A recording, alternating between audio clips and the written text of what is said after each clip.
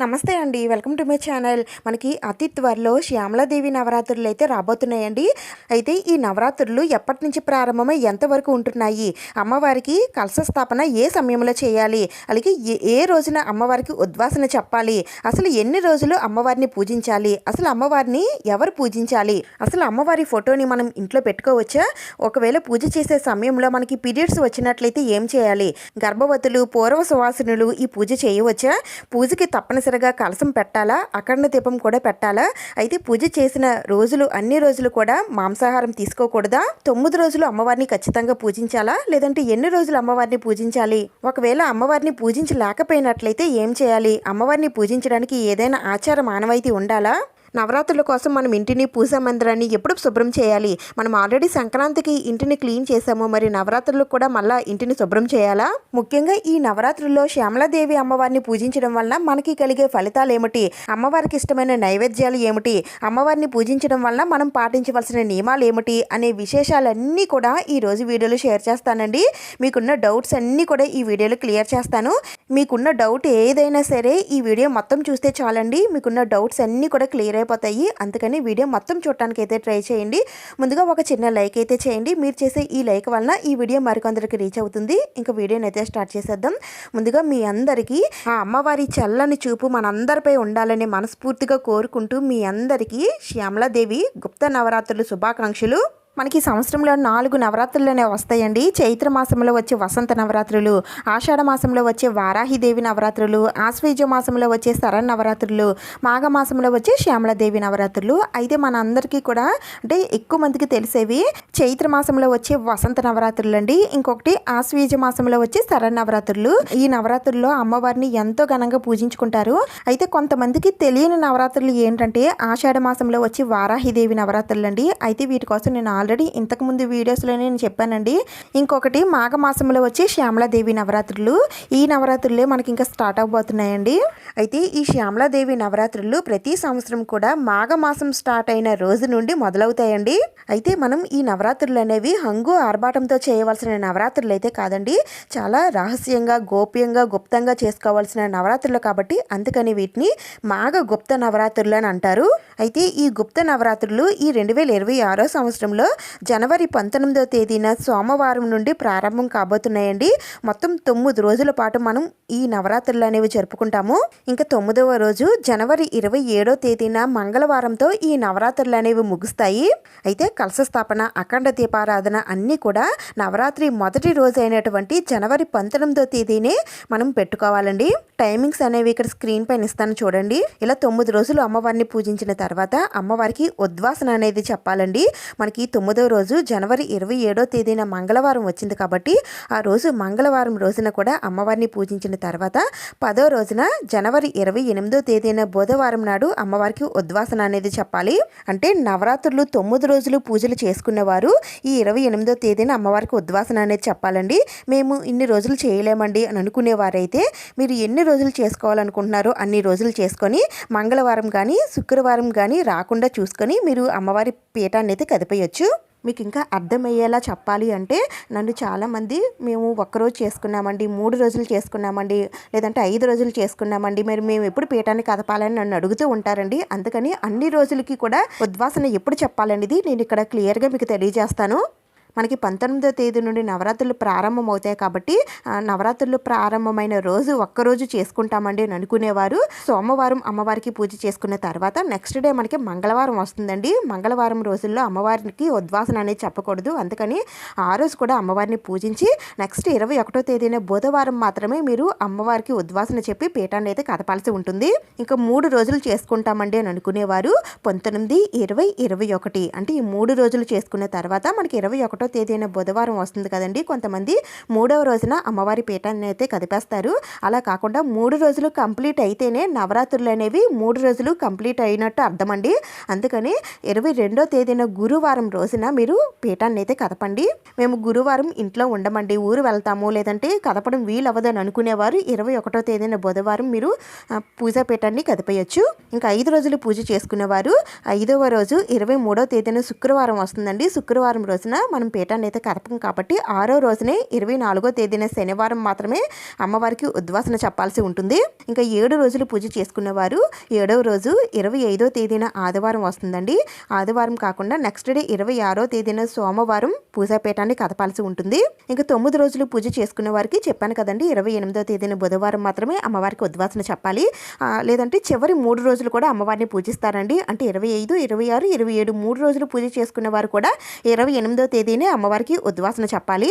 ఈ నవరాత్రుల్లో ఒక్క రోజు మాత్రమే అమ్మవారిని పూజిస్తామండి. ఏ రోజు మంచిదో చెప్పండి అంటే మనకి నవరాత్రుల్లో 5వ రోజు అంటే 23వ తేదీన శుక్రవారం పంచమి తిథి అయితే వస్తుందండి. ఈ రోజు అంటే అమ్మవారికి పూజ చేస్తే చాలా చాలా మంచిది. అందుకని మీరు ఒక్కరోజు పూజ చేసుకోవాలనుకునేవారు నవరాత్రులు స్టార్ట్ అయిన 19వ తేదీన కానీ, లేదంటే 23వ తేదీన 5వ రోజు శుక్రవారం అయినా సరే, లేదంటే 9వ రోజు 27వ తేదీన మంగళవారం అయినా సరే మీరు పూజ అనేది చేసుకోవచ్చు. ఇలా పూజ చేసుకున్న ఒక్క రోజు తర్వాత మీరు నెక్స్ట్ డే పూజా పీఠాన్ని కదిపేయచ్చు. అమ్మవారిని కదిపేటప్పుడు మాత్రం మంగళవారం శుక్రవారం రాకుండా చూసుకోండి. అందరికీ ఉపయోగపడేలా అన్ని విషయాలు తెలియజేస్తానండి. ఇంకా మీకు ఏమైనా డౌట్స్ ఉంటే నన్ను కామెంట్స్లో అడగండి. అలాగే మన ఛానల్ని కూడా సబ్స్క్రైబ్ చేసుకొని పెట్టుకోండి. మన ఛానల్ మీకు చాలా బాగా యూజ్ అవుతుంది. అయితే ఎన్ని రోజులు చేసుకోవాలనేది కూడా చెప్తాను. దానికన్నా ముందుగా నవరాత్రులకి మనం ఇంటిని ఎప్పుడు శుభ్రం చేసుకోవాలి అనేది తెలుసుకుందాం. మనకి అమావాస్య ఆదివారం చల్లంగి అమావాస్య అయితే రాబోతుందండి. అయితే ఇది చాలా శక్తివంతమైన అమావాస్య. ఈ అమావాస్య అనేది ఈ రోజు అంతా కూడా ఉంటుందండి. అయితే ఈ రోజున ఎలాంటి పరిహారాలు పాటించాలనేది నేను ఆల్రెడీ వీడియో చేసి పెట్టానండి. ఇంట్రెస్ట్ ఉన్న వాళ్ళు చూడండి. అయితే అమావాస్య ఉన్నప్పుడు మనం ఎలాంటి క్లీనింగ్ లాంటివి ఏమి కూడా చేయకూడదండి. మాకు అమావాస్య పట్టింపు లేదండి అని అనుకునేవారైతే ఆదివారం మీరు ఇంటిని అంతటిని కూడా క్లీన్ చేసేసుకోవచ్చు.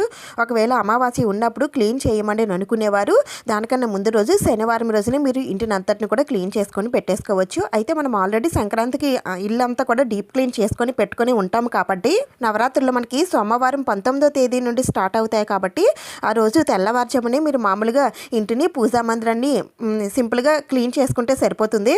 ఒకవేళ డీప్ క్లీన్ చేసుకోవాలనుకునేవారు శనివారం 17వ తేదీని కానీ, లేదంటే 19వ తేదీన ఉదయాన్నే మీరు క్లీన్ చేసేసుకొని తర్వాత మీరు పూజ అనేది స్టార్ట్ చేసుకోవచ్చు.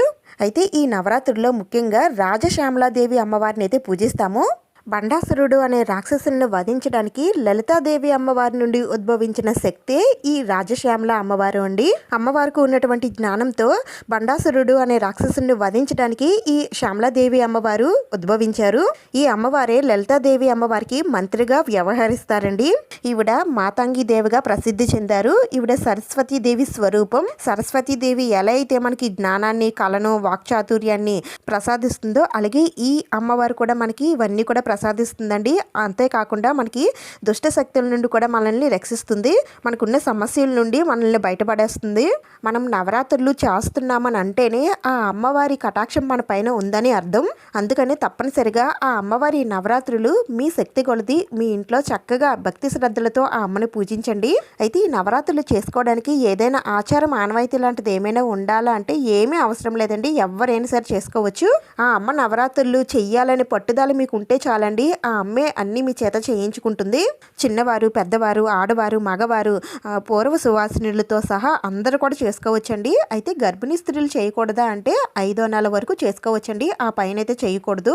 అలాగే ఏటి సూతకంలో ఉన్నటువంటి వాళ్ళు కానీ, లేదంటే ఏదైనా మైలు ఉన్నటువంటి వాళ్ళు ఈ నవరాత్రులు అనేవి చేయకూడదు. అయితే అమ్మవారిని మనం ఇంట్లో పెట్టుకొని పూజ చేసుకోవచ్చు అని కొంతమందికి సందేహం అయితే రావచ్చు. అమ్మవారిని అయితే మనం ఇంట్లో పెట్టుకొని పూజ చేసుకోవచ్చండి. మనకి పెద్ద పెద్ద పండితులే చెప్తున్నారు. అందుకని మీరు నిరభ్యంతరంగా అమ్మవారిని పెట్టుకొని పూజనైతే చేసుకోవచ్చు. ఒకవేళ అమ్మవారి ఫోటో మాకు దొరకలేదండి, మరి మేము ఏం చేయాలని అనుకునేటప్పుడు మాత్రం మీరు అమ్మవారి ప్లేస్లో సరస్వతీదేవి అమ్మవారిని పెట్టుకోవచ్చండి. లేదంటే లలితాదేవి అమ్మవారిని పెట్టుకోవచ్చు, దుర్గాదేవి అమ్మవారిని పెట్టుకోవచ్చు, లక్ష్మీదేవి అమ్మవారిని పెట్టుకోవచ్చు. ఇలా ఏ అమ్మవారి ఫోటో అయినా సరే పెట్టుకోవచ్చు. అలాగే మీ దగ్గర విగ్రహం ఉన్నట్లయితే విగ్రహం పెట్టుకోండి. లేదంటే ఒక చిన్న పసుపు అమ్మవారిని చేసుకొని మీరు పూజలో పెట్టుకొని చక్కగా పూజ చేసుకోవచ్చండి. అలాగే మీరు పీఠం వేసి చేసుకుంటా పర్వాలేదు. లేదంటే మీ పూజా మందిరంలోనే చక్కగా రోజు దీపారాధన చేసుకొని మీ శక్తి కొలది పూజ చేసుకున్నా చాలండి.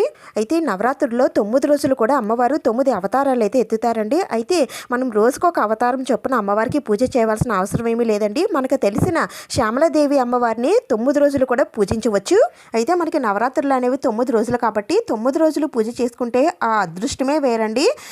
మీకు వీలుంటే 9 రోజులు పూజ చేసుకోండి. లేదు అంటే కనీసం 7 రోజులు కానీ, 5 రోజులు కానీ, 3 రోజులు కానీ, లేదంటే కనీసం ఒక్క రోజైనా సరే ఆ అమ్మవారికి పూజనైతే చేసుకోండి. ఆ అమ్మ పైన మనసు లగ్నం చేసి అమ్మ నువ్వే మాకు దిక్కు అని ఆ అమ్మని వేడుకుంటే చాలండి, నవరాత్రులు పూజా ఫలితం సంపూర్ణంగా కలుగుతుంది. అయితే అమ్మవారి పూజలో తప్పనిసరిగా కలశ స్థాపన, అఖండ దీపారాధన చెయ్యాలా అంటే అది ఆచారం ఉన్నవాళ్ళు 9 రోజులు మేము అమ్మవారికి ఎలాంటి ఆటంకం లేకుండా పూజ చేసుకుంటాము అని అనుకునేవారు పెట్టుకొని చేసుకోవచ్చండి.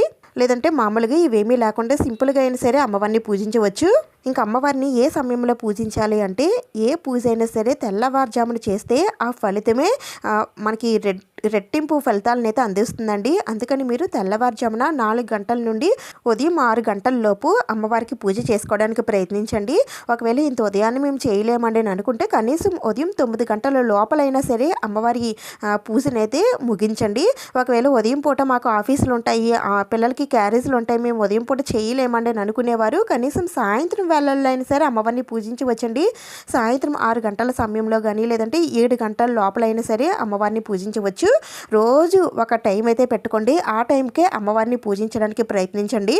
మీకు కుదిరితే 2 పూటలా చేసుకోండి. ఒకవేళ మీకు కుదిరితే 2 పూటలా చేసుకోండి, కుదరలేదని అనుకుంటే 1 పూట చేసుకున్నా చాలు.